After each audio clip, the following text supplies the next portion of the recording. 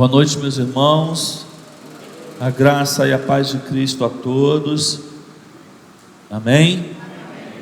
Que bom revê-los mais uma vez.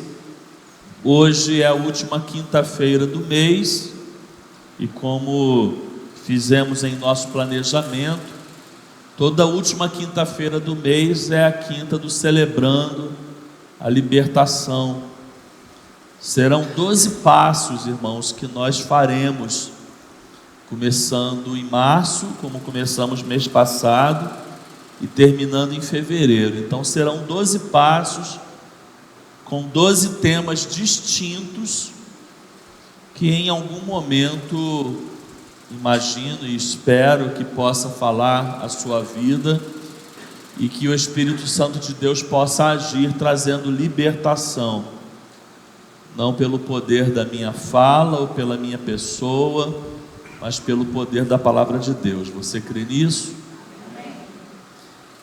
Falamos no primeiro passo, falamos sobre rejeição. E hoje falaremos sobre culpa. E eu quero orar com você nesse momento, antes de nós ministrarmos a palavra. Pai, mais uma vez nós oramos ao Senhor. Esse é o momento que nós estamos reunidos e estamos aqui, Deus, para ouvir a Tua palavra. Fomos atraídos, Deus, pelo Senhor, talvez pelo tema, pelo Teu Espírito, de forma que nós pedimos, Pai, que tudo aquilo que venha a ser ministrado aqui, em algum momento, o Teu Espírito possa ministrar e falar a cada coração. Talvez não em todos os tópicos do sermão, talvez não em toda a mensagem, mas talvez tenham áreas aqui muito específicas, Deus, e pontos específicos do sermão, em que o Senhor queira trabalhar em cada um de nós. E nós queremos pedir nesta hora que nós estejamos sensíveis, Deus, ao mover do Teu Espírito nesta noite. Que nós recebamos a Tua palavra com alegria e não com pesar, e que a gente esteja disposto, Deus, a sermos quebrantados, refeitos, moldados, transformados e sobretudo libertos, para que possamos viver uma vida em liberdade, como a Tua palavra nos convida.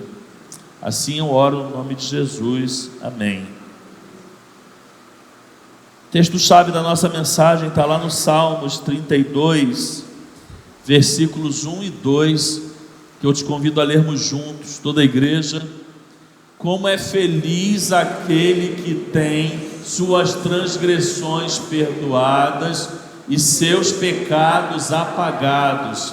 Como é feliz aquele a quem o Senhor não atribui culpa e em quem não há hipocrisia. Vamos mais uma vez, irmãos?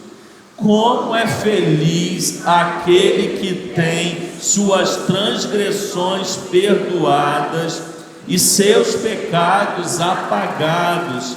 Como é feliz aquele a quem o Senhor não atribui culpa e em quem não há hipocrisia. Irmãos, todos nós sabemos o que é a culpa. É a primeira fala que eu quero dizer aqui para todos nós. Todos nós sabemos aqui o que é a culpa. E por que nós sabemos, irmãos? Porque nós já experimentamos. Todos nós aqui já experimentamos a culpa, seja numa leve ou numa grande proporção. Por exemplo, a culpa talvez por ter usado uma palavra na hora errada. É possível nós nos sentirmos culpados por termos usado uma palavra numa hora errada, de uma forma errada. Olha, a culpa por tomar uma decisão errada que machucou alguém, sobretudo alguém a quem amamos. Então podemos experimentar culpa numa situação dessa. Olha, podemos nos sentir culpados, irmãos, por conta de um erro que cometemos no secreto, no oculto. Sabe aquilo que só eu e Deus, só você e Deus sabem, e que as pessoas não sabem? Isso pode trazer culpa. ou ao contrário do que seria o erro no oculto, um erro público mesmo, visível, e que trouxe sobretudo consequências. Agora, interessante, irmãos, que alguns sentem culpa pelo que fizeram e outros sentem pelo que deixaram de fazer. A culpa, ela tanto pode ser na ação quanto pode ser na omissão. Você pode experimentar a culpa pelo que fez, mas você também pode se sentir culpado pelo que não fez. Isso é uma relação que a culpa traz conosco. O problema, irmãos, é que quando ela não é tratada e quando nós não somos libertos dela, aí ela começa a se alojar na nossa vida de uma maneira que nos faz mal. Ela se aloja, por exemplo, nas nossas lembranças. Ela se aloja naquelas noites mal dormidas, naqueles momentos em particulares, silêncio só nosso. E geralmente, irmãos, ela nos visita quando nós estamos sozinhos, é ou não é verdade? E a culpa também, quando não liberta, ela nos persegue mesmo depois do perdão de Deus. Você já percebeu isso? Você ora, você confessa, você se arrepende e ela continua a querer te perseguir se ela não foi liberta. Se você não foi liberto dela, ela tenta te perseguir mesmo após o perdão. A culpa é estudada há séculos, irmãos, e há algumas definições e pensamentos sobre ela. Por exemplo, numa linguagem que podemos dizer do senso comum, ou numa linguagem popular, a culpa é a consciência do erro cometido. É a definição mais simples que nós podemos dar. A culpa é a consciência do erro que nós cometemos. Agora, a psicologia, por exemplo, vai dizendo que ela é um sentimento doloroso que surge quando os nossos atos, nossas atitudes contrariam nossos valores ou nossos princípios. Na espiritualidade, ela é muitas vezes aquele sentimento que está ligado entre o remorso ou o arrependimento. Tragamos à nossa memória aqui Pedro e Judas. Ambos experimentaram a culpa, mas com destinos diferentes, porque um foi levado para o arrependimento genuíno e o outro foi levado para o remorso, e o remorso consequentemente o levou a suicídio. Para a depressão, irmãos, hoje, segundo a Organização Mundial de Saúde, a culpa ela é uma das causas da depressão e dos transtornos emocionais que as pessoas experimentam. Na psicanálise, segundo Freud, ela é aquela experiência que o indivíduo tem que pode frear ele até mesmo antes dele cometer o erro. Ou seja, ela age até mesmo antes da ação. Isso tudo aqui, irmãos, é resultado de séculos de observações, teses e estudos sobre a culpa. Agora, é importante entender também que pode acontecer comigo e com você e com qualquer pessoa, de experimentarmos uma culpa que é real e uma culpa que é fictícia. A real é aquele sentimento legítimo por termos errado, transgredido, por termos ferido a santidade de Deus ou machucado alguém. Agora, a fictícia, nós vamos avançar aqui, vamos dar exemplos sobre isso. Ela pode nascer de vozes externas que estão aqui falando aos nossos ouvidos, sejam elas materiais, físicas ou espirituais. Nós podemos experimentar culpa por conta daquilo que pessoas ficam falando nos nossos ouvidos, ou talvez por conta daquilo que o próprio Satanás, o diabo, nosso inimigo, tenta também falar nos nossos ouvidos. Olha, a culpa fictícia, ela pode ser carregada por conta de palavras duras, autoridades abusivas, ambientes religiosos tóxicos.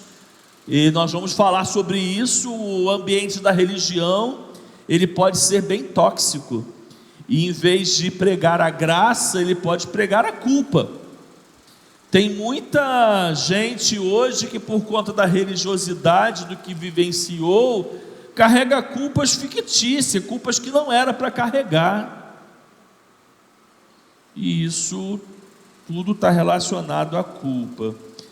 O problema, irmãos, que quando ela não é tratada, repito, quando ela não é colocada para fora, quando nós não nos libertamos dela, ela traz algumas consequências. Ela pode gerar medo, ela pode trazer vergonha, muito comum, não é? Quem aqui nunca se sentiu envergonhado por conta de um sentimento de culpa? Ela pode levar a uma introspecção, a um silêncio destrutivo, e ela pode até gerar condenação interior. Essa condenação interior é aquela autocomiseração, entende? Não, é isso aí mesmo, eu não presto para nada mesmo, isso daí eu tô vivendo de ruim porque eu mereço mesmo. Ou seja, a culpa, ela é perigosa demais. Mas nós estamos aqui hoje, irmãos, e esse é o motivo do nosso culto, e esse é o motivo de termos criado a quinta da libertação e termos escolhido 12 passos. Nós estamos aqui hoje, irmãos, para pregar a libertação da culpa. Nós estamos aqui hoje, irmãos, não para trazer uma palavra que venha te acusar. Nós estamos aqui hoje para trazer uma palavra que venha te libertar. E por isso o texto de Salmo que lemos: como é feliz aquele que tem suas transgressões perdoadas e seus pecados apagados. Como é feliz aquele a quem o Senhor não atribui culpa, e aí quem não há hipocrisia. É esse feliz aqui que eu espero que eu e você nos enquadramos nesta noite e saiamos daqui dizendo: eu sou este homem, eu sou essa mulher feliz, porque tenho minhas transgressões perdoadas pelo Senhor e sei que Ele não atribui culpa sobre a minha vida. Esse é o intuito do nosso encontro aqui nessa noite. É lógico que eu não vou conseguir esgotar aqui o assunto sobre a culpa, mas eu separei aqui alguns viés. Não é um assunto novo, eu já preguei algumas vezes aqui sobre culpa, e dessa vez busquei trazer outros viés para não repetir determinadas falas que eu já falei em mensagens sobre culpas. Então separei algumas delas aqui que eu espero que o Espírito Santo possa ministrar o seu coração nesta noite. Primeira aplicação para nós e desdobramento desse assunto para nós é que a culpa, irmãos, nós precisamos enxergá-la, que ela pode ser uma resposta espiritual na nossa vida. Vamos falar juntos? A culpa pode ser uma resposta espiritual na sua vida. Traz para você a frase agora: a culpa pode ser uma resposta espiritual na minha vida. Já pensou na culpa nessa perspectiva?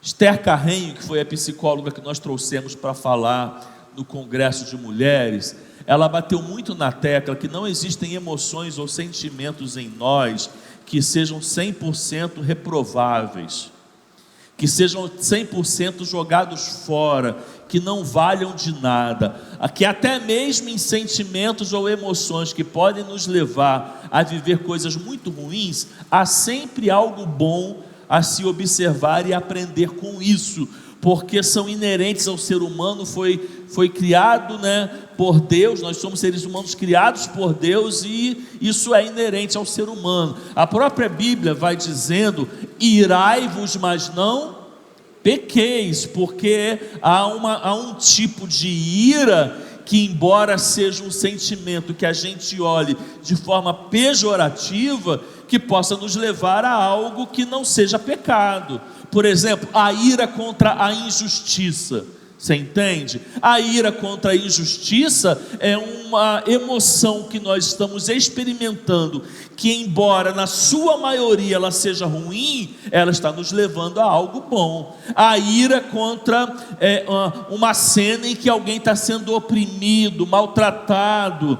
Isso é um exemplo do que eu estou falando aqui. Olha, o medo geralmente a gente vai olhar para ele de forma negativa, mas o medo pode proteger a gente, sim ou não? Quem aqui não sabe nadar? Levanta a mão, sem ter vergonha. Eu não sei nadar, então eu não vou chegar numa praia, procurar uma pedra assim bem bacana, não, eu vou lá naquela pedra que eu vou pular de lá. Eu não sou doido, eu tenho medo, eu não vou fazer isso. Quem aqui tem medo de altura? Pode ser sincero. Eu também tenho medo de altura, então eu não vou me aventurar, num passeio. Pastor, vamos fazer um passeio lá no Hopi Hari? Tô fora, vai você, porque eu não quero experimentar nada da maioria do que tem lá, porque eu tenho medo. Então eu estou usando um sentimento que, embora muitas vezes ruins, ele vai me livrar e me proteger do perigo. E a culpa, irmão, se a gente souber levá-la à cruz, quero usar essa experiência aqui, se a gente conseguir pegar a culpa, que embora seja e possa ser ruim, e levá-la ao lugar certo, ela pode nos trazer libertação. Ela pode ser algo bom, ela pode ser uma resposta espiritual na nossa vida. Olha o que Moisés, esse salmo é de Moisés, ele diz lá no Salmo 90, versículo 8, presta atenção: tens posto as nossas iniquidades diante de ti, e os nossos pecados ocultos à luz do teu rosto. Ele está dizendo aqui que ele está experimentando aqui uma relação com Deus, onde Deus está dando luz ao pecado dele. Entenda o que eu estou dizendo aqui, para você não entender errado e soar como uma heresia. É como se Deus estivesse dando foco, Deus estivesse dando luz nos erros dele. Para quê? Para que ele se arrependa. Às vezes a culpa, irmãos, ela é como a dor. Às vezes a culpa é como a dor, porque a dor te faz buscar o quê? O que a dor te faz buscar, irmãos? A cura, não é verdade? O tratamento. Você fica em casa dias com dor de dente? Não, você procura o quê? O dentista, porque a dor, ela não é a essência do problema, ela te sinaliza de algo. Se você tem uma dor muito forte, que ela está incontrolável, você vai para o pronto-socorro, você vai procurar ajuda médica. Então a culpa, irmãos, se nós soubermos levá-la ao lugar certo, ela pode ser uma resposta espiritual na nossa vida. 2 Coríntios 7:10, Paulo vai dizendo que a tristeza segundo Deus produz arrependimento para a salvação. Ou seja, ele está falando aqui de uma tristeza que pode ser para o nosso bem. Você sabe quem experimentou essa culpa que o fez correr para o lugar certo? Davi. Tudo bem que teve um momento da vida dele que ele ficou ali naquela falta de consciência com Deus, sabe? Ele ficou naquela ali, cometeu o erro dele, aí um abismo chama outro abismo, de um erro ele cometeu outro, aí pensou que tinha resolvido o problema. Mas quando o profeta Natan, quando você conhece o texto, vai lá e confronta ele se sente culpado. Aí sabe o que ele escreve? Ele escreve o Salmo 51. Ou seja, ele pega a culpa dele e corre para o lugar certo. Aí a culpa, ela vem como uma resposta espiritual na vida dele. Natan foi um instrumento, presta atenção, Natan foi um instrumento para gerar culpa em Davi. Mas Davi soube pegar essa culpa e levar para o lugar certo. Olha o que ele diz lá no Salmo 51, versículos 4 e versículo 11: pequei contra ti somente, e fiz o que é mal diante dos teus olhos, não me expulses da tua presença. É a culpa levada ao lugar certo, porque ela veio como uma resposta espiritual e não como algo para nos destruir. Sabe por quê, irmãos? Porque o Espírito Santo não nos acusa, ele nos convence, e convencimento é diferente de acusação.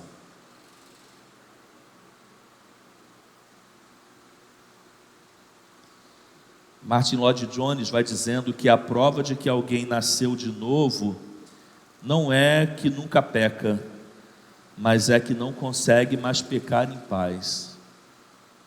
Vamos falar juntos? A prova de que alguém nasceu de novo não é que nunca peca, mas que não consegue mais pecar em paz. Olha, meu irmão, minha irmã, eu espero de verdade que em Deus você se veja nessa frase, que isso seja verdade na sua vida, porque aí nós poderemos dizer: você é alguém que nasceu de novo. Porque nós não vamos, irmãos, conseguir ficar sem pecar, mas a gente não consegue mais pecar em paz. E é isso que ele vai dizendo. Olha, John Stott vai dizendo que o arrependimento começa quando a culpa deixa de ser apenas um peso e se torna uma ponte para a graça. O que tudo isso vem corroborar, irmãos? Vem corroborar que a culpa que eu e você sentimos, se nós soubermos administrá-la e levá-la ao lugar certo, ela deixa de ser algo ruim e se torna uma resposta espiritual na nossa vida.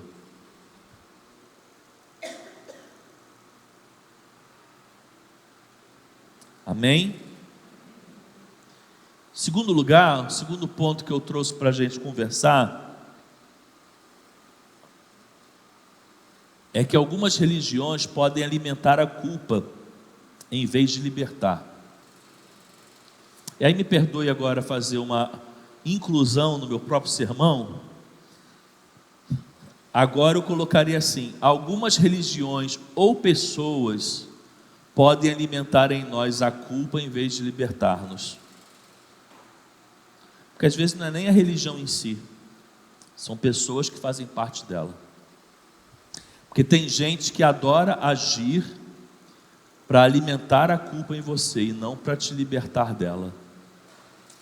E infelizmente, irmãos, isso, se tratando de religião, isso não é raro não.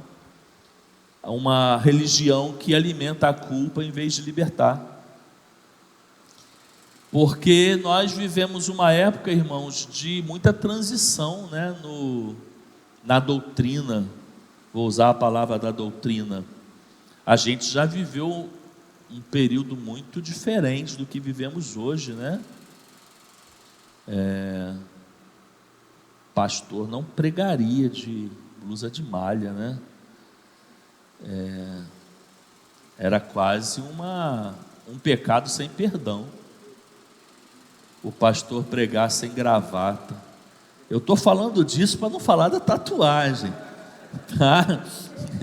A tatuagem já era inferno direto, sem chance de arrependimento. E isso tudo parece que está muito tempo de distância de nós, mas não está não, irmãos. Não está não. Então a gente cresceu, você que tem uma idade assim parecida com a minha, a gente já viveu muitas situações, irmãos, em que a religião alimentou a culpa em nós, em vez de libertar.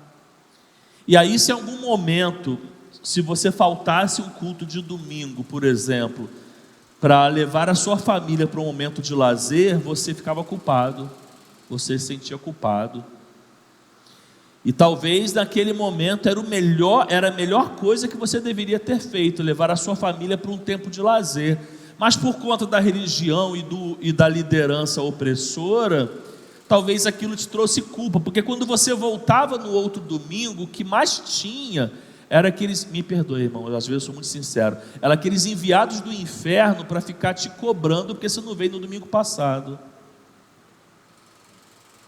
Aí isso em você gerava culpa, aí você falava: caramba, dos crentes, porque esse irmão aí, essa irmã, essa abençoada aí, esse abençoado, não falta um culto. Ele tem família? Não, ele não tem mulher, não, ele não tem filho, não, porque ele não falta um culto, aí eu falto para levar a minha família para um lazer, aí tem um monte apontando o dedo para mim. Eu estou falando alguma mentira, irmãos? Aí irmãos, a religião começava a trazer culpa na gente, sem contar as exclusões, né? Quem viveu aí a época de que ir à praia dava exclusão? Levanta a mão, pode levantar. Quem viveu, irmãos, a época que ir à praia ao domingo dava exclusão? Ninguém viveu essa época. Quem viveu a época de que jogar um futebol dia de domingo dava exclusão? Ninguém viveu? Então, não é possível. Eu tenho 47 anos, irmãos, e eu lembro disso. Eu lembro disso.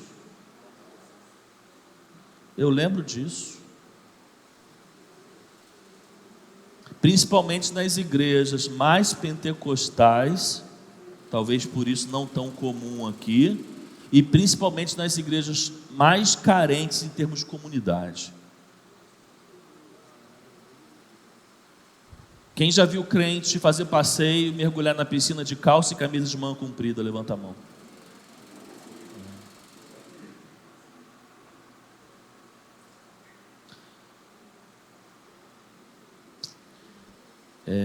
Às vezes a gente pensa, eu gosto de refletir sobre isso, às vezes a gente pensa que está longe da antiga aliança, quando ela está tão perto de nós.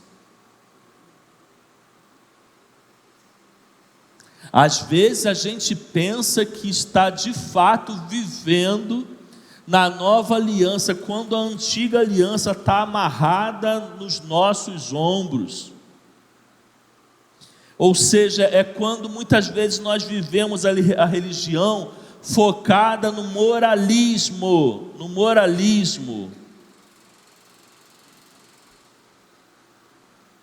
E aí sabe o que existe nesses ambientes?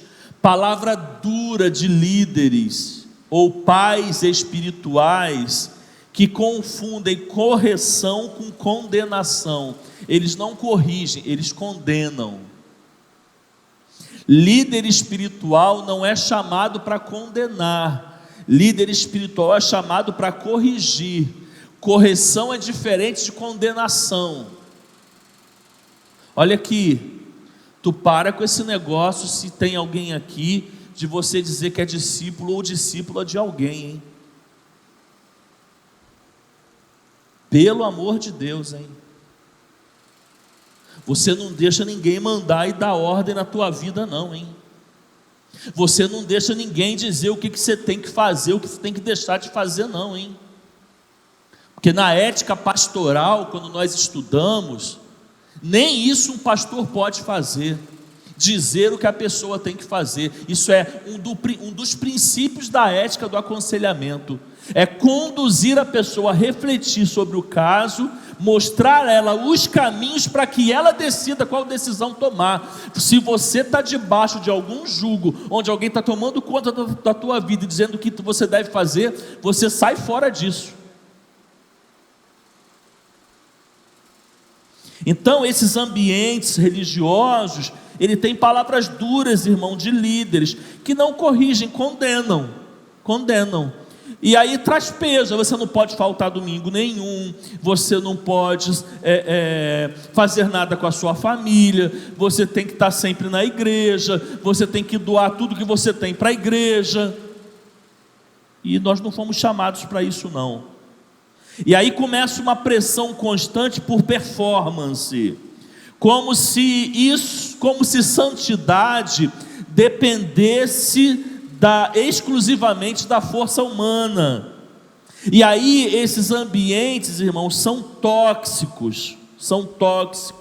Esse ambiente é de comparação. A pior coisa é viver num ambiente religioso de comparação. Olha lá, fulano foi batizado nas águas tem 2 meses e não fala em língua. O outro ali já fala tudo que pode, que não pode. Aí começa a comparação, olha lá, fulano é consagrado, olha como fulano é. Ah, coitado. Ah, irmãos, vai ser pastor por um mês, vai. Vai ser pastor por um mês para você saber como que o fulano é.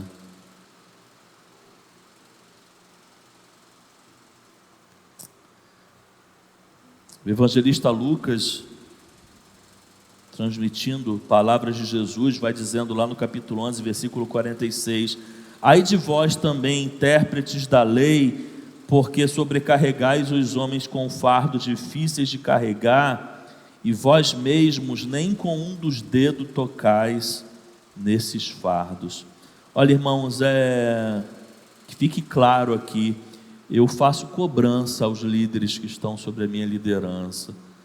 Eu peço que eles prestem contas, sabe, sobre algumas coisas por conta dos cargos que exercem, mas eu não exerço opressão sobre líder nenhum, porque isso não é meu papel.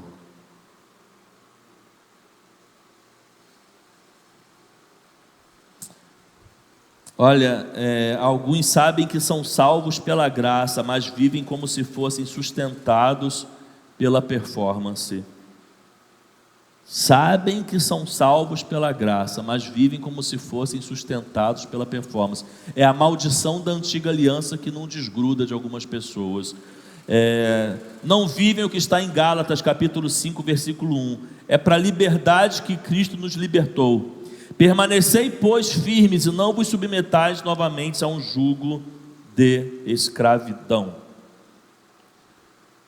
Agora, em terceiro lugar, irmãos, eu penso que nós precisamos também refletir sobre quais caminhos nós podemos e devemos seguir para que sejamos libertos da culpa. Afinal, esse é um grande propósito, estarmos aqui nesta noite, encontrarmos a libertação da culpa. Romanos 8:34 vai dizendo: quem nos condenará? É Cristo Jesus quem morreu, ou antes quem ressuscitou, o qual está à direita de Deus e também intercede por nós. Então hoje, irmãos, a palavra é que não é só para que a gente reflita algumas coisas sobre a culpa, converse algumas coisas sobre ela, mas que a gente encontre um caminho, e tem aqui pelo menos, irmãos, 4 passos que a gente pode fazer para que a gente seja liberto de alguma culpa que estejamos carregando. A primeira delas, e penso que esse processo também é nessa ordem aqui que vou falar: reconheça, se arrependa e confesse o seu pecado continuamente. Vamos falar juntos? Reconheça, se arrependa e confesse o seu pecado continuamente. Primeiro, porque reconheça, irmãos, porque não há cura para quem não sai da negação, tá? Então, a primeira coisa é reconhecer. Só essa primeira palavra já é difícil para nós, reconhecer, porque muitos de nós não reconhecemos, ou não queremos reconhecer. Então, reconhecer exige esvaziamento de orgulho, reconhecer exige humildade, reconhecer exige uma boa autoavaliação sobre si mesmo, e isso é difícil fazer. É difícil sermos uma pessoa que sabe fazer bem uma autoavaliação de nós mesmos, ou estou falando alguma bobagem? Então isso é difícil pra caramba, reconhecer. Então é por isso que eu digo que quando a gente reconhece, a gente já deu um passo muito importante, porque você vai perceber que muitas pessoas não mudam porque não se reconhecem.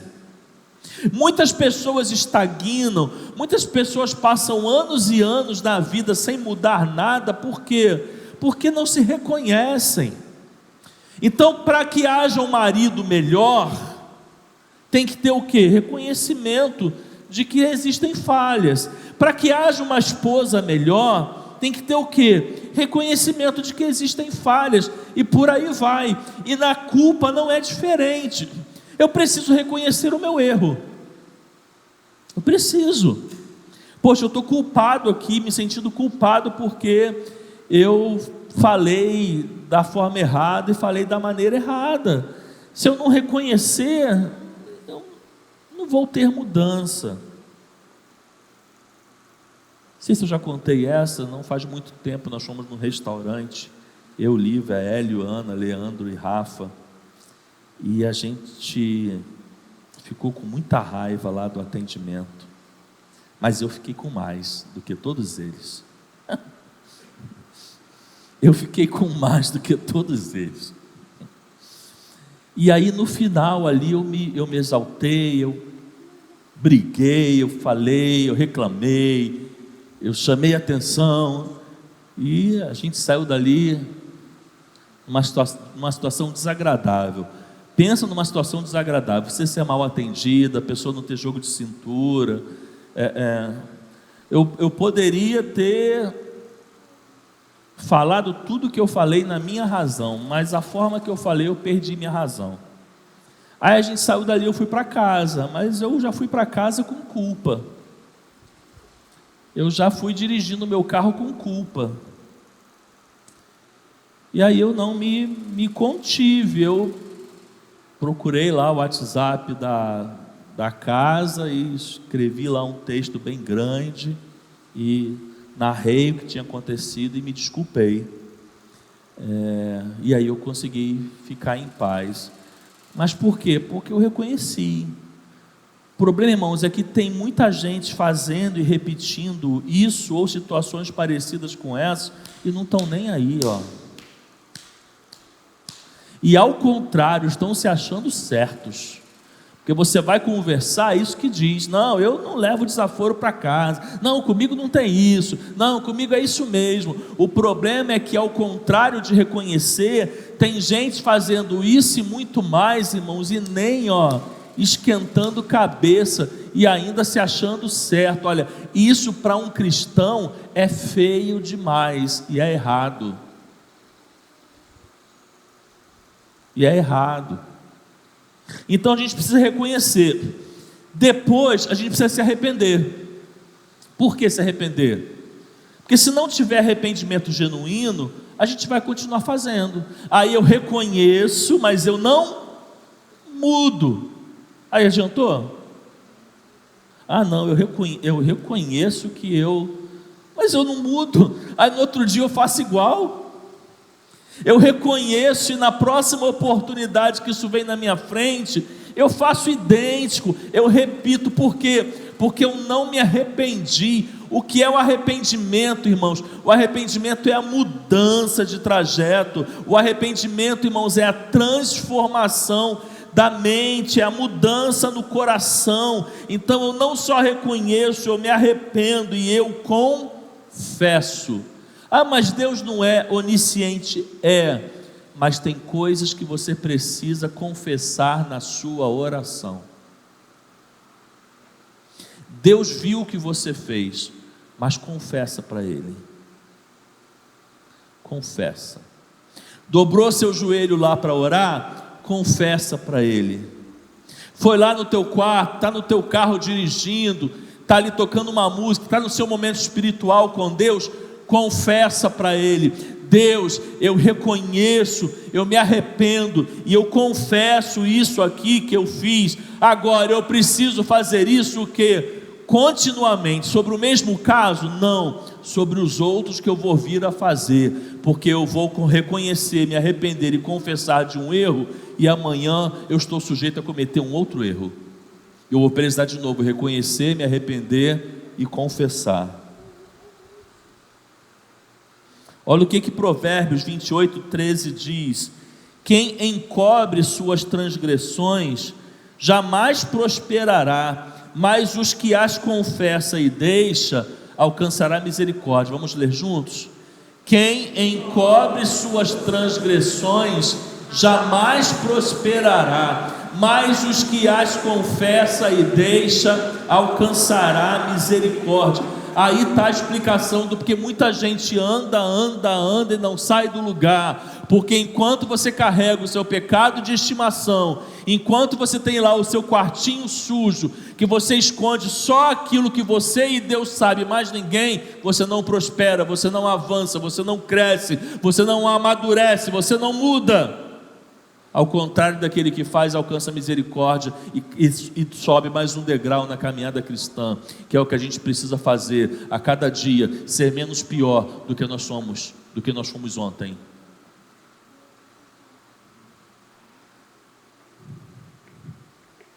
Hoje não é culto da família não, mas pegando o gancho marido, você não precisa ser um marido perfeito, basta que a cada dia você seja menos pior. Mulher, você não precisa ser a esposa perfeita, basta que a cada dia você seja menos pior. Caramba, pastor, você pegou pesado, né? Mas é de forma positiva, irmãos. É de forma positiva. Agora vamos trazer para o nosso relacionamento com Deus. Deus não espera a perfeição de nós, mas Ele espera que a cada dia a gente esteja mais próximo do alvo.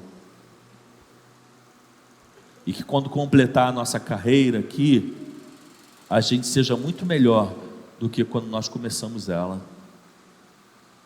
Senão a gente, como vai dizer o próprio apóstolo Paulo, vai ficar bebendo leite a vida inteira, em vez de comer alimento sólido. E isso não faz parte da vida cristã. Você já percebeu que na Bíblia a vida cristã é comparada a um corpo? Lógico que você já percebeu, não é? A igreja é o corpo, cujo Cristo é o cabeça. O que acontece com o corpo saudável?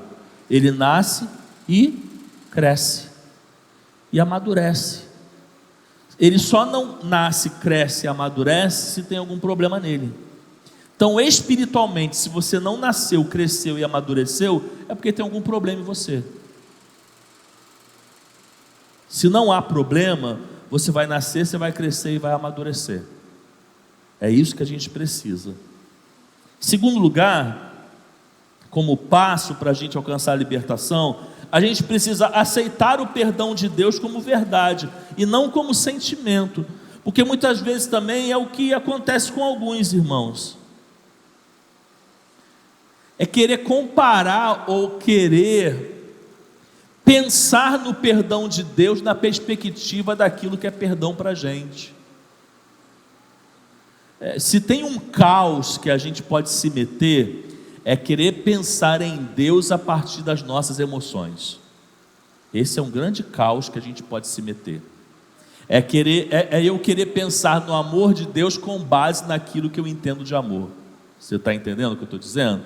É você querer pensar em Deus sobre perdão na perspectiva do que você sabe e vive como perdão. Não, irmãos, o perdão de Deus ele é de verdade, ele não é um sentimento, ele é uma garantia. Ele é uma garantia. Ele é, grave isso, muita gente confunde, ele é condicional, tá? Ele é condicional, grava isso. O que é incondicional em Deus é o amor. Deus não te ama mais pelo que você faz de bom, grava isso, e nem te ama menos pelo que você faz de ruim. Isso é o amor, é incondicional. O perdão tem condição. Qual é a condição do perdão, irmãos? O arrependimento. Mas havendo arrependimento, ele é concreto, ele é real, ele é absoluto e ele é garantido. Então, embora ele não seja incondicional, ele depende do arrependimento. Havendo arrependimento, irmãos, ele é garantido. Romanos 8:1 diz: agora pois já nenhuma condenação há para os que estão em Cristo Jesus. Então nós precisamos, irmãos, receber o perdão de Deus, porque faz parte da sua graça, irmãos, que é uma dos pilares do Evangelho, é a graça de Deus, e eu tenho que aprender a repousar na graça.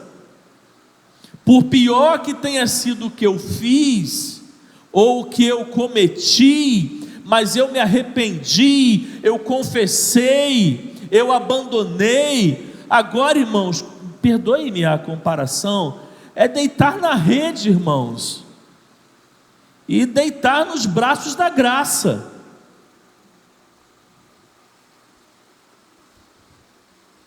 Porque Deus não vai trazer condenação diante de um arrependimento genuíno.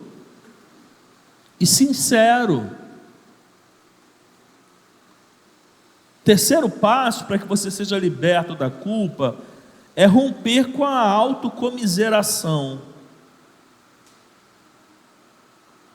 É aquilo que eu falei aqui na introdução. Tem gente que vai virar para você e vai falar assim: não, quer saber de uma coisa? Eu mereço mesmo estar no fundo do poço.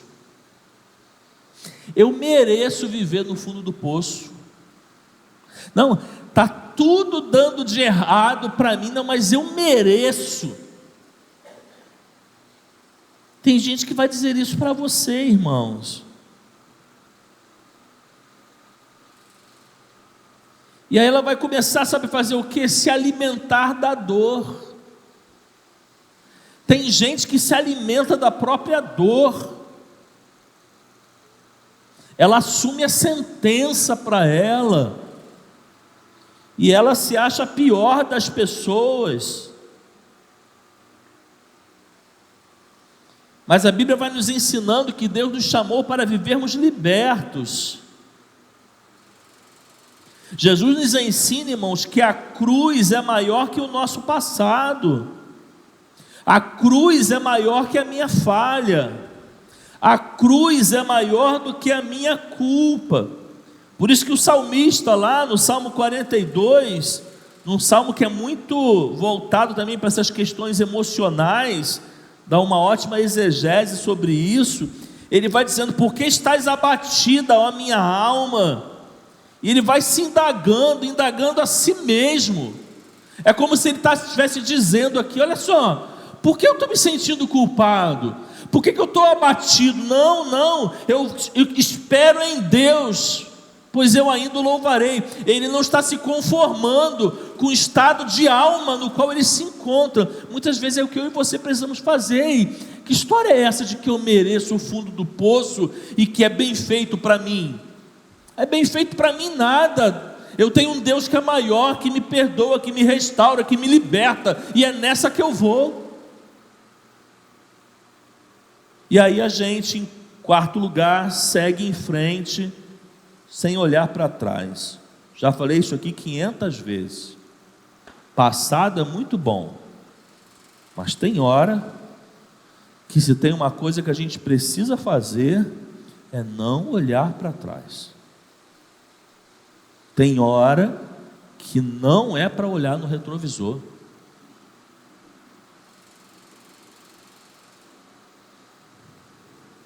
Tem hora que é olhar para frente, sabe? Pista livre, olhou um pouquinho, não tem ninguém, está tudo perdoado. É olhar para frente, irmãos. É caminhar olhando para frente, é olhar para frente. Tem hora, irmãos, que a gente não é convidado a olhar para trás. Paulo escrevendo aos Filipenses, texto clássico, Filipenses capítulo 3, versículo 13: esquecendo-me das coisas que ficaram para trás e avançando para que estão adiante. E ele vai completando: prossigo para o alvo. É esquecer, irmãos, das coisas que ficaram para trás. O profeta Isaías vai dizendo: olha, eis que Deus está fazendo algo novo, você ainda não percebeu. Então tem hora que não é para olhar para trás, irmãos, é somente para olhar para frente. E em quarto e último lugar, há um propósito de Deus em nós, irmãos, quando somos libertos. Em outras palavras, nunca somos libertos por acaso. Olha, se você está aqui hoje, você precisa ser liberto da culpa, grava uma coisa: tem um propósito para isso, nunca vai ser em vão. E eu quero te falar um pouquinho sobre esses propósitos.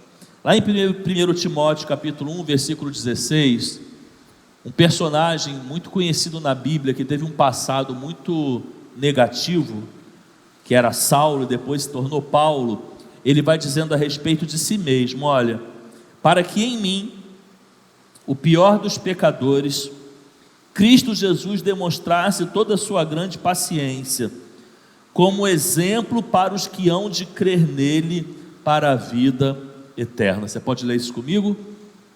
Porque para que em mim, o pior dos pecadores, Cristo Jesus demonstrasse toda a sua grande paciência como exemplo para os que hão de crer nele para a vida eterna. Você conhece esse personagem?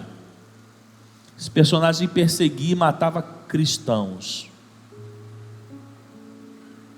Quando Deus o derrubou literalmente do cavalo e mudou a sua história naquele caminho para Damasco, ele foi rejeitado por muitos cristãos por conta de quem ele era. Ele tinha um rótulo,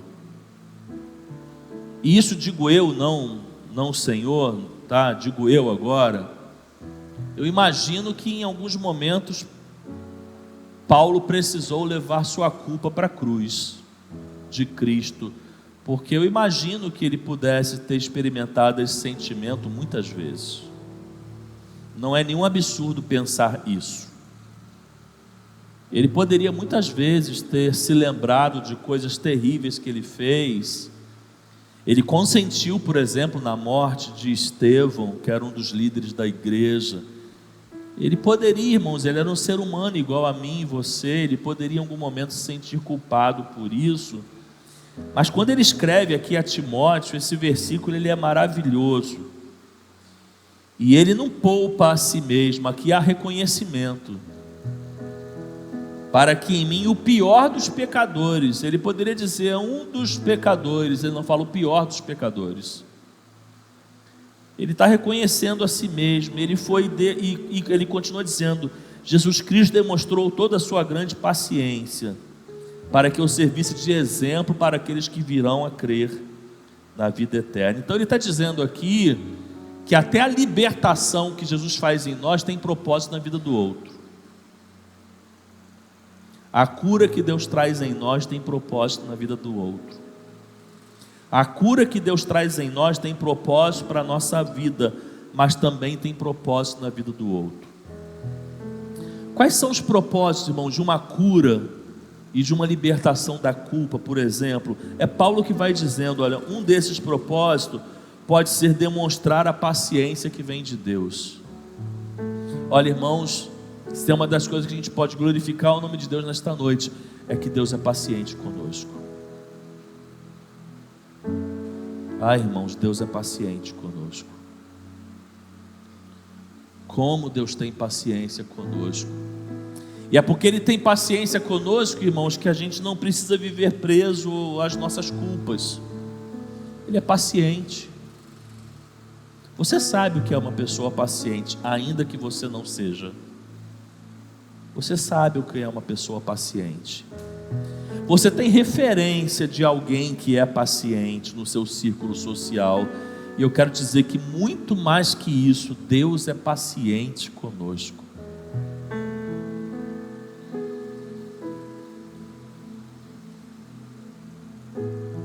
Isso nos ensina, irmãos, que ninguém está fora do alcance da graça divina, independente do tamanho do erro que tenha cometido. O segundo propósito é que nós passamos a servir como exemplo de libertação e transformação. A gente vira exemplo. Se Deus me libertou, me transformou e me curou, Ele também pode curar você. A gente vira exemplo. A gente vira um modelo a ser reproduzido. O que Paulo é. Essa história acabou em Paulo, irmãos? Volta no versículo para mim de 1 Timóteo.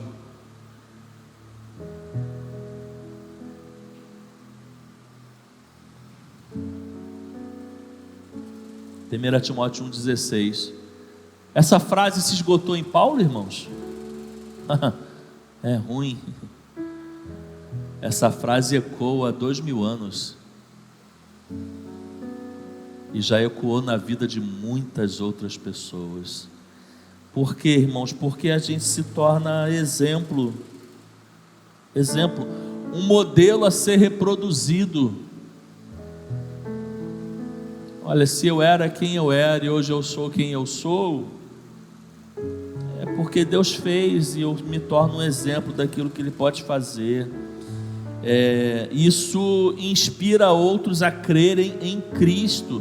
Olha, se você é liberto, ou se você for liberto de um desses 12 passos que vamos dar aqui, você vai inspirar outras pessoas a crerem em Cristo. E terceiro e último lugar é glorificar a Deus e avançar o seu reino. Porque tudo que acontece em nós, tratando de vida espiritual, não glorifica a nós, glorifica a Deus. Glorifica a Deus. E lá em 1 Timóteo 1,17, depois de dizer essas palavras, o que Paulo diz? Vamos ler juntos? Ao Rei eterno, imortal, invisível, único Deus, sejam honra e glória para todo o sempre. Vamos ficar de pé e lermos mais uma vez. Ao Rei eterno, imortal, invisível, único Deus, sejam honra e glória para todo o sempre. Mais uma vez. Ao Rei eterno, imortal, invisível, único Deus, sejam honra e glória para todo o sempre. Eu quero fazer a oração de libertação nesta noite. Uma das coisas que nós fazemos nessa quinta da libertação é a oração da libertação. E essa oração é muito específica hoje. É a oração de libertação pela culpa. Pela culpa. Se tem algo hoje que te faz se assemelhar a uma das coisas que eu falei, e que pode, mesmo depois do perdão de Deus, querer trazer culpa para você, eu quero orar, fazendo uma oração de libertação pela sua vida. Eu te convido a vir aqui à frente agora. Eu te convido a sair do seu lugar e vir aqui à frente agora, para que a gente clame pelo poder de Deus, para que a culpa não domine você, para que a culpa não domine a sua vida, para que você não seja referência do seu erro, para que você seja referência daquilo que você pode se tornar em Cristo. É para isso que eu quero orar com você nesta noite. É sobre isso que nós vamos orar nesse momento.